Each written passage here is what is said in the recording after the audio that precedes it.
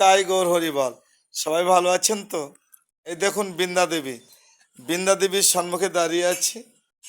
আর ভগবানের পুজোর জন্য যে বৃক্ষের ফুলগুলো দেখুন, অসংখ্য ফুল ধরে আছে গাছে। এটা আমার গোবিন্দের মন্দিরের সম্মুখে বৃন্দা দেবী।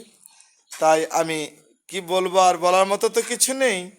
তবে বৃন্দাকে আশ্রিত করেই আমি নিত্যকর্ম করেছি, বৃন্দাকে জাগিয়েছি, সংকীর্তনী করেছি, করতাল দিয়ে আমি নাম সংকীর্তন করেছি।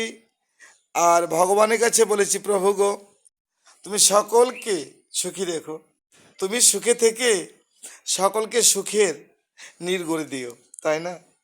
কত সুন্দর কথাগুলো।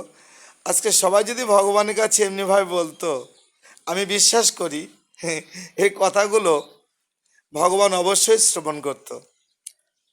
তাই ভগবান বলেছে, নাম করলে হয় নামি, আমি অদূরে থাকতে পারি না, আমি সম্মুখে এসে দাঁড়াই। এই হরিনাম মহামন্ত্র, ভগবানের নাম গুণগান, সেবা বা গোবিন্দের প্রসাদ বা পূজা অর্চনা, এগুলো যে অমৃত সমতুল্য।